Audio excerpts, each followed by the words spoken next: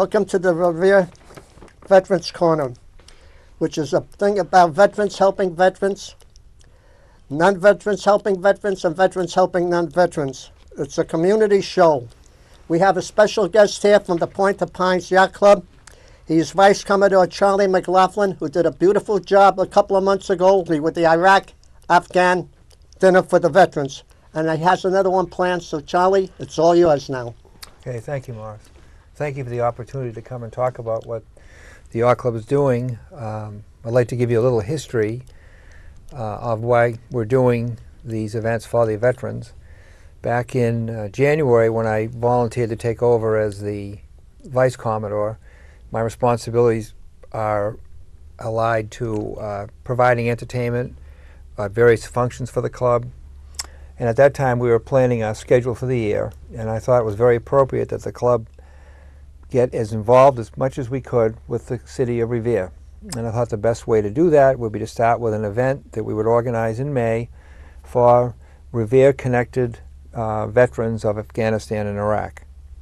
And we had a very successful event thanks to the help of many people, especially Nick Boer from the Veterans Office. But we had a number of Iraq and Afghanistan veterans attend. We had a ceremony that the children of the Yacht Club participated in, a nice dinner prepared by members, and it was a wonderful event. When in the planning of that event, I realized that the Yacht Club would be remiss if we did not honor veterans from World War II, Vietnam, and Korea, as well as other veterans of modern era conflicts, such as those in Iraq, not just Iraq, but also Kuwait and other, Lebanon, Beirut. We wanted to make sure that every veteran had an opportunity to let them know how much we appreciated their service. So we started planning for an event which will be October 21st from noon to 4 o'clock in the function hall of the Yacht Club. And I've started by contacting the VFW posts, American Legion, Nick Boer, Chief of Police, the Chief of the Fire Department, as well as, of course, Ira Novoselsky, who's very active with the veterans, and, of course, the mayor himself. So our plans are to honor veterans from those conflicts with a simple dinner and small ceremony that the children of the Yacht Club participate in. And it's our way of doing something for the community. We didn't want to just be known as a place where people keep their boats, but also as a place where people in the club can do something for the city. So that's, in a nutshell, what we're planning to do. Just to give you a little history, my own involvement with the Yacht Club goes back to the 1950s and early mid to late 60s, when many of the members at the Yacht Club were veterans of World War II and actually had boats that were Navy surplus, that they would rebuild and use as pleasure boats and fishing boats. So it was really funny in that time that we would get together, and that sometimes they would share stories about their experiences in World War II. So that's just have a little summary of what we're doing, Morris. Right, Charlie, thank you. And I believe you have some other functions coming up you'd like to mention. Well, the Yacht Club does many different things. During the year, we did something, it's a little note to you, we did a Titanic night in April to honor the memory of those that died on the Titanic. We had a wreath-laying ceremony with the children. It was a very nice event. Coming up in the future, we have various events that are open to guests of members. We are a private club, but if a social member invites a guest or one of the associate members, we certainly would welcome them. Those are one of the events. We have a closing banquet with a Halloween celebration. We have a number of things that are in the works. Anyone that's interested can look on the club website, which is www.popyc.org, if they want to see what's happening. But we just are trying very much to be part of the community, give back a little bit to the community of Revere. So anyone has any questions, of course, can contact me at the Yacht Club. Thank you, Charlie. You're welcome, you give back a lot to the community. Well, we're trying.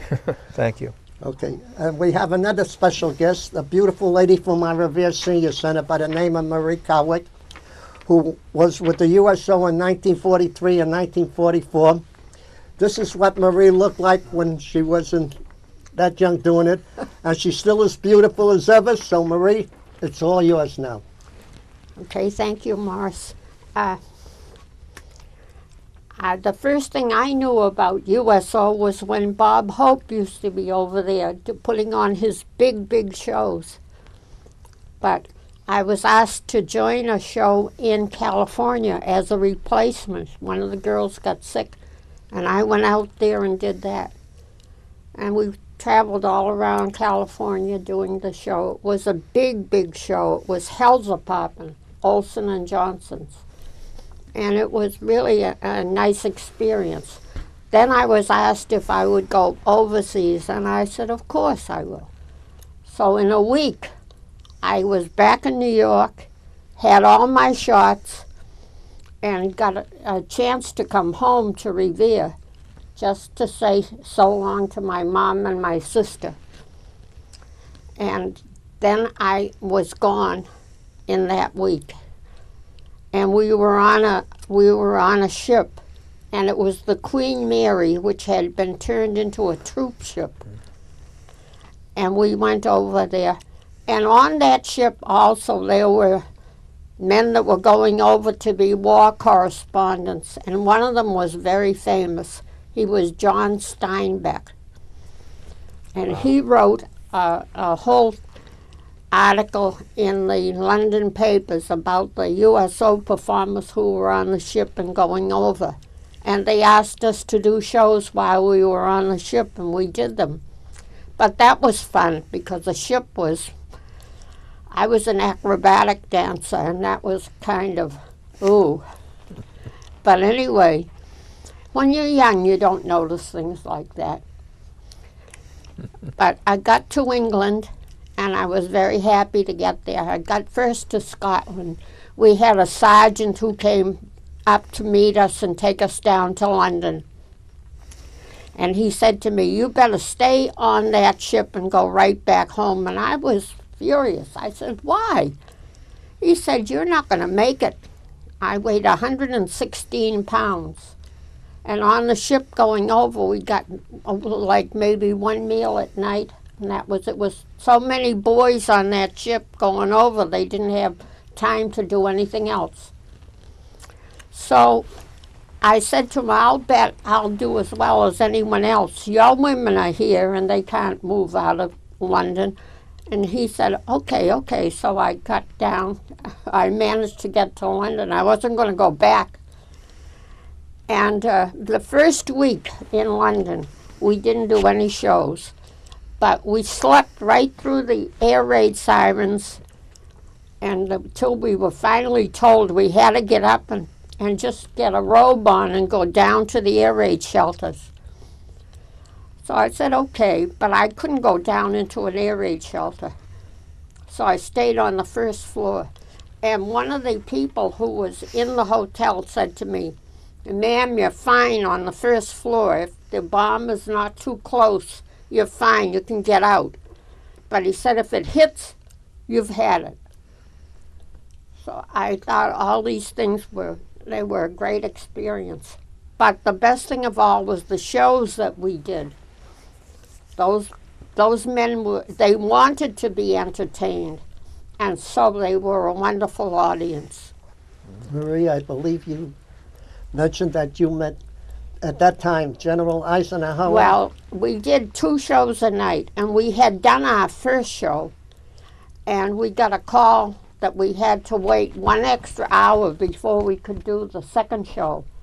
And again, I was all upset. They said, General Eisenhower's coming out on his private plane, and he wants to see your show. He has his dinner guests with him. And I said, these shows are for the GIs. They're not for the general. I was very bad, I have to tell you. But anyway, he walked into that auditorium, and every man jumped to their feet and saluted. And that was very impressive. And of course, he said, at ease, men. And then he walked in, and I had to admit I was all wrong, you understand, which is not a good thing. but it was a wonderful experience. I came back on the Queen Mary, and we did shows then too, because the RCAF boys were coming here to be trained. So we did shows for them. But it was a great experience. I enjoyed every minute of it. Thank you, Marie. You're a credit to the city of Revere, a credit to the Senior Center, and a credit to the veterans. And may God bless you. Well, thank you. Okay, before we leave, I have a few things that I would like to say for the Revere Veterans Corner. There was a question that came up about a burial from a veteran about Bourne Cemetery. Bourne National Cemetery is a federal cemetery, but there are 2 state cemeteries, one in Winchendon and one in Ackawan. The state will provide an honor guard, and arrangements can be made by the funeral director. So if you need any more information, you can contact Nick Brewer at the Revere Veterans Service, 249 Rear Broadway, Revere, Mass. Just a few more notes. There's a lady that does work at the Senior Center. Her name is Miss Lois Diamond. And she has a bunch of ladies that sew blankets, which are donated to the veterans at the Soldiers' Home and other places. She is looking for yarn, so any of you people have extra yarn out there who would like to donate yarn, do so. Drop them off at 25 Winthrop Avenue, Revere, Mass. Also, the Revere Veterans Service is looking for books, new clothes, not used clothes, to be shipped overseas to the veterans. So if you have those, please drop them off. So I guess that about covers us for this meeting, and I want to thank all you people for coming. I want to thank the people of Revere. May God bless them, and may God bless the USA, and thank you all.